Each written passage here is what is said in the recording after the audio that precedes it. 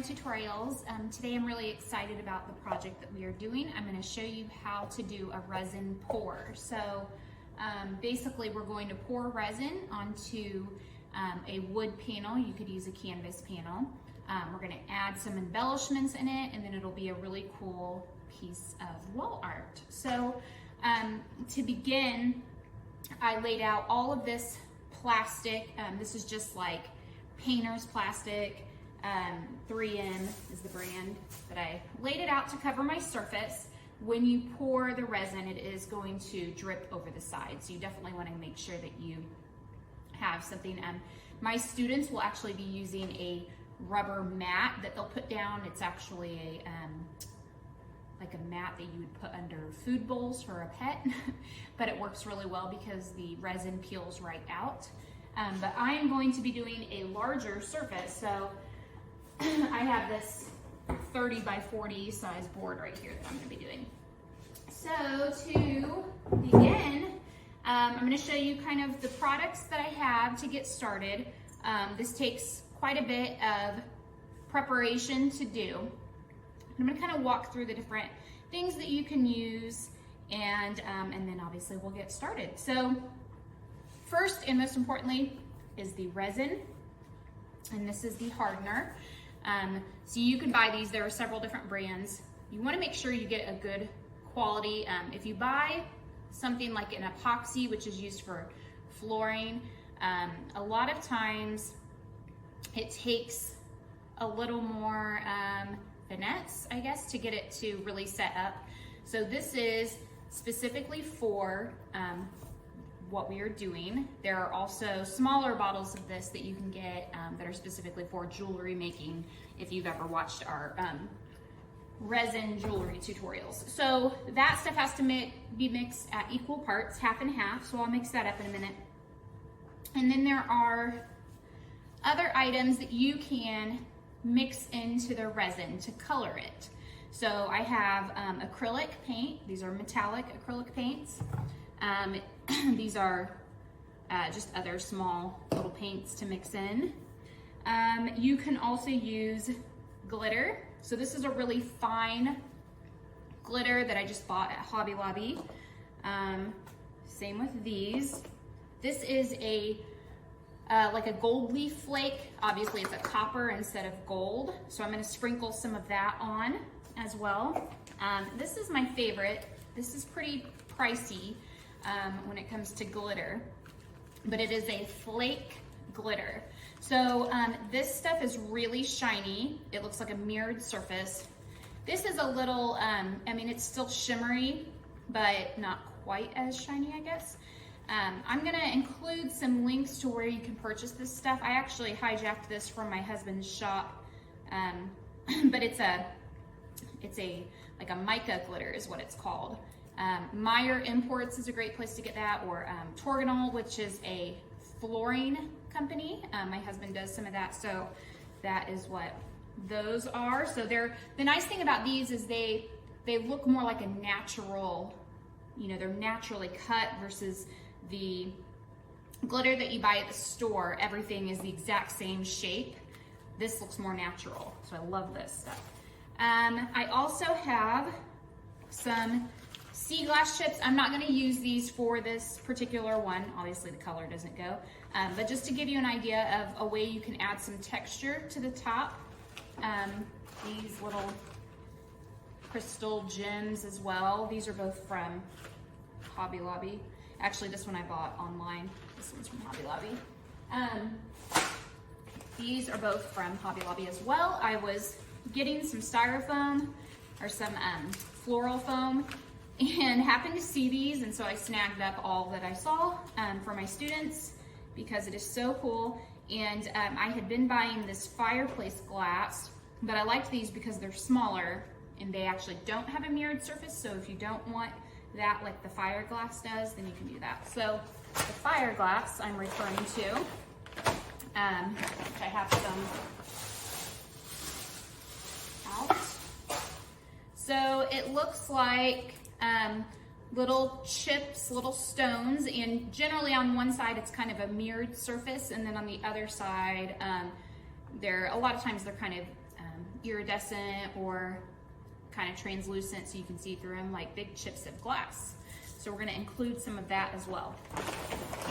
So for this particular one, I'm kind of going for metallics. So I'm putting in like some gold, some rose gold, some kind of softer gold, copper, black, and white. With any of these, you can have a plan going into it and say, this is exactly what I want it to look like. I want it to swirl in the middle and go out from there, or however you want, or you can kind of wing it. I like to kind of wing it, so that's what we're gonna do. A few other materials that I have, move some of this stuff out of the way. I have a couple of these big buckets. I have 3 of them. 2 I'm going to use to prop up my canvas pan, or my wood panel. Normally you would probably only need 1. I'm just doing a really large one, so I want to make sure it's stable. So I'll put 2 of those, and I'll flip the canvas. I keep saying canvas. I'll flip the panel on it. So I'm flipping these upside down, put the panel on it. That way when I pour, it drips over the side and you don't risk your panel being stuck to the surface that you're working on. I also have a 3rd one of these that I'm gonna mix up the resin in. I need to make about 40 ounces of resin to cover my surface. And I can include a link to a resin calculator that will help you figure out how much resin you need to mix up to cover your work surface. Let's see. I have some popsicle sticks, some smaller ones and some bigger ones, so that I can mix up my resin. So what I'm gonna do is make a big batch first of the just straight resin, and then I will separate it into several little cups, and I'll start adding the different materials to it. So one I might put some gold and some gold glitter, one I might put just black, and so on. And I'll mix those up, and then that way they're all ready to pour. I have some measuring cups here. It's very important that you get precise amounts when you are measuring the hardener, and sometimes it's referred to as a catalyst. So the hardener and the resin, you have to have equal amounts or it won't work. I have some paper towels, and very important are rubber gloves. So I'm going to get the surface kind of set up here. So you can see, hopefully I don't block too much. Once I get everything set up, I'm gonna change my camera angle so you can see over top and what I'm doing. So I'm gonna kind of do it at an angle because this has a like a cross support on the back. So I wanna make sure that it is steady. There we go. My students are gonna come in and be like, where am I supposed to sit? Because I'm taking up like an entire block of tables here. That's okay. Okay, so that feels, sturdy enough. From here, I'm going to, and actually, while I mix up the resin, let me move this so you can see what I'm doing. I'll pop that back up there in just a second. So let me mix the resin so you can see how that works. So we're going to put gloves on, which is important. Resin is extremely sticky and feels kind of greasy, and it's really hard to get off of your hands. Usually I end up having to about wash my hands with lighter fluid to get it off. It's disgusting. You definitely don't want to get it on anything unintentionally, or you'll have a hard time getting it off of there. So we've got the hardener here. Hopefully I can get these off without a problem. Might have to grab a little, there we go.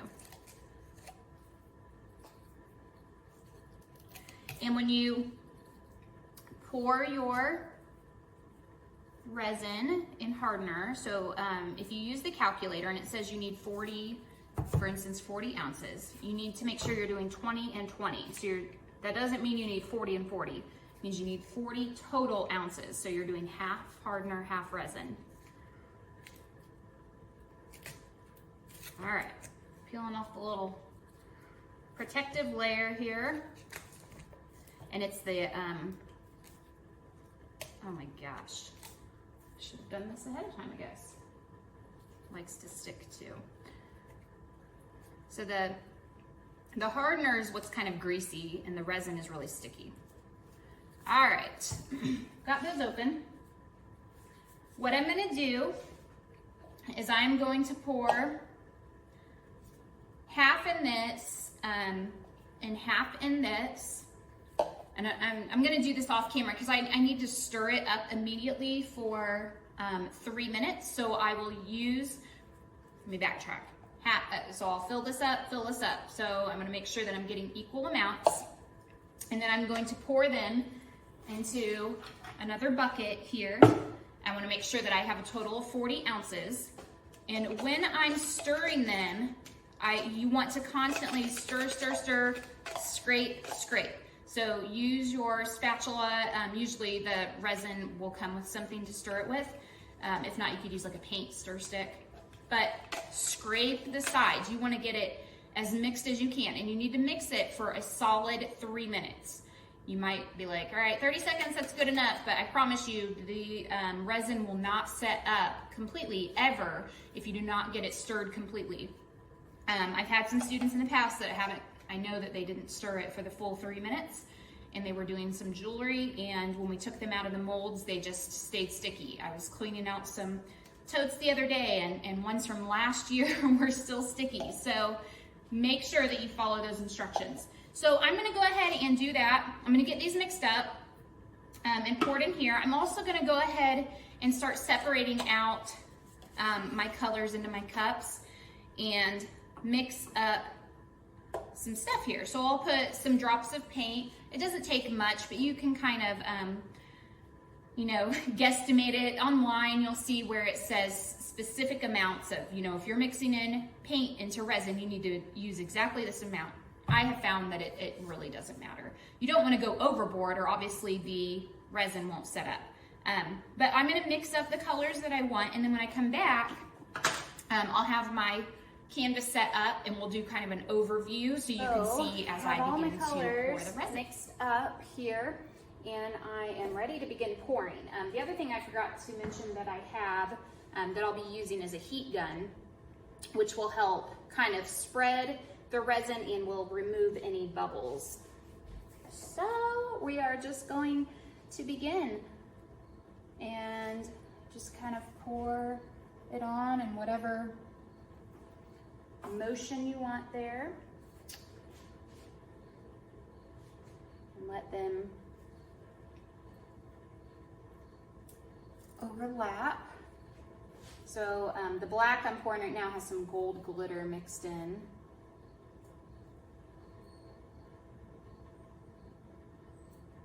And again, it's just kind of pouring over the side here.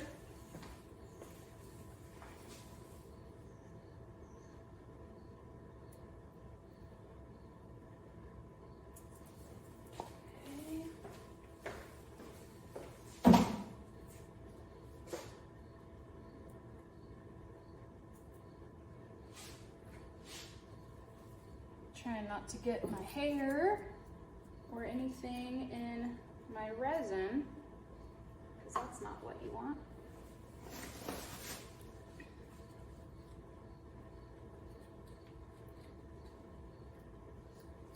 It's gross. Okay.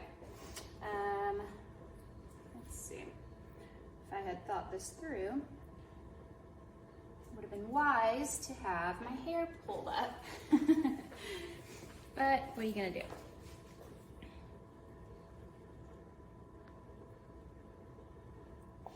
And once you get all the resin on, then you'll go back and do I'm gonna take my necklace off before I ruin it. Then you'll go back and add in all of the little embellishments. So I got some white, and I'm gonna start on this side.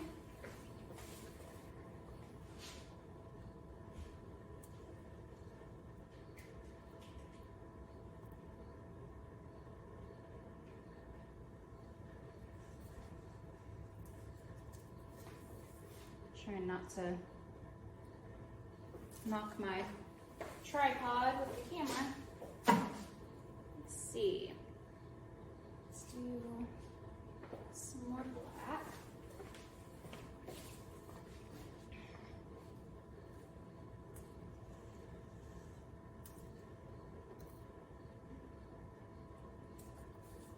And don't worry about the little kind of stray pieces.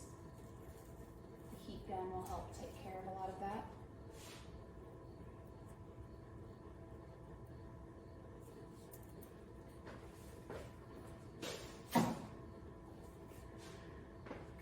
So this one color I have now is a white with gold glitter.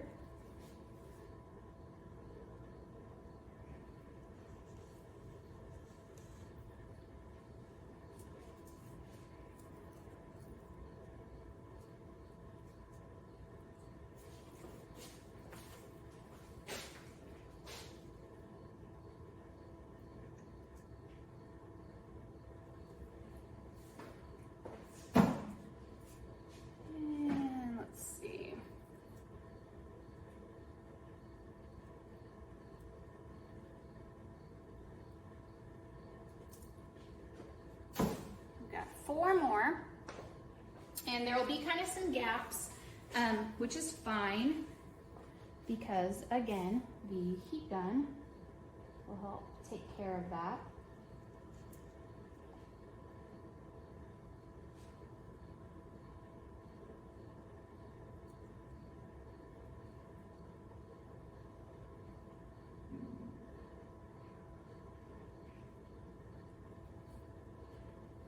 I'm just completely making up where I want these to go.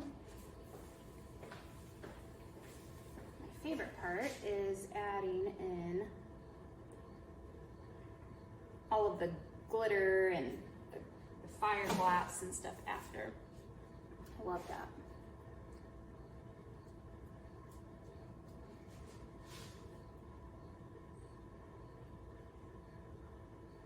And this took me a good hour to get everything really set up. And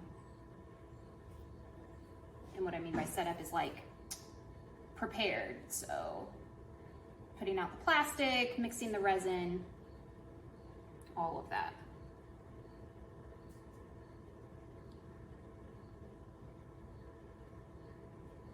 Okay, we got two more.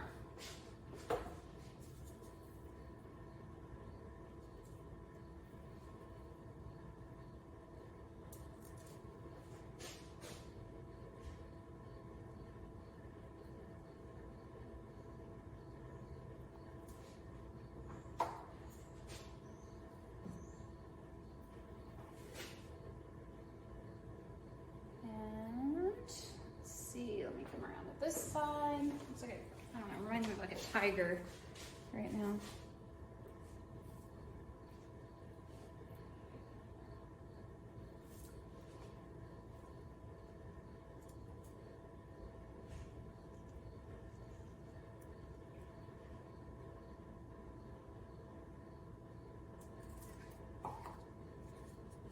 Black.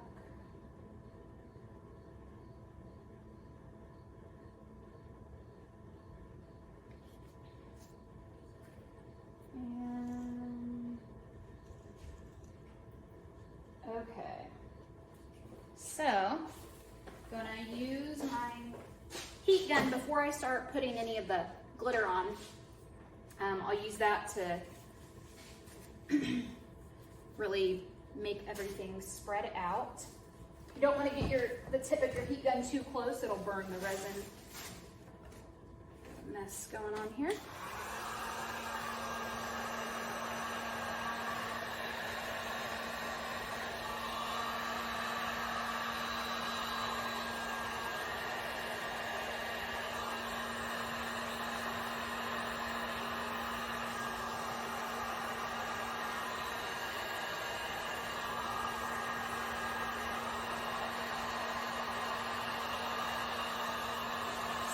this, not only does this remove any bubbles on the surface, but it's going to help spread it out.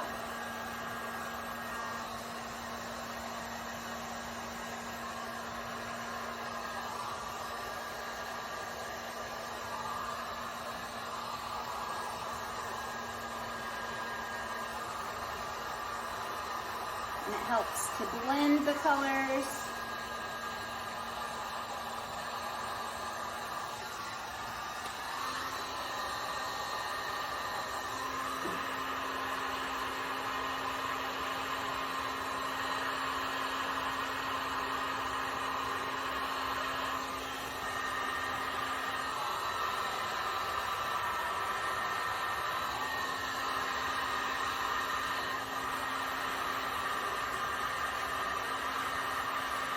So I'm gonna do this for a minute and get everything kind of blended.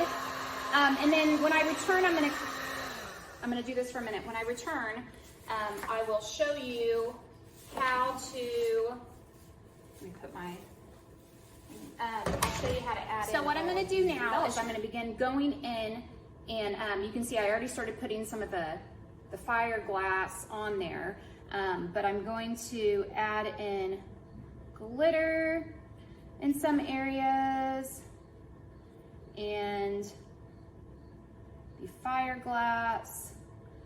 I'm going to put some of the gold flake as well. And again, you can kind of just make this up wherever you want it to go. You could use the heat gun again as well to kind of blend it in a little.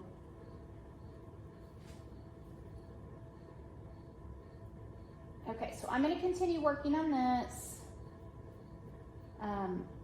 When I come back, I will show you what the finished product looks like. Okay, so I have the piece finished up here, and as you can see, there is a significant amount of the fire glass on there. I added in some of the mica glitter and some of the, I'll get a little closer here, some of the gold leaf, the metallic gold leaf that's kind of a rose gold color. The color on my screen and the way it's coming across is a little more yellowy. It's actually much more of an overall like coppery rose gold color everything is. I feel like my video is picking up more yellow, but anyway, it looks really pretty. Really happy with the way it turned out. I'm going to finish the edge.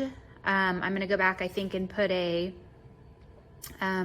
piece of trim board around the edge, and then call it a day, and that should be it. So I hope you guys enjoyed this tutorial. Thanks for watching. Thanks for watching this video. Make sure you stay connected with Urban Rhino on social media. And don't forget to give this video a thumbs up, comment below, and of course, subscribe to our channel.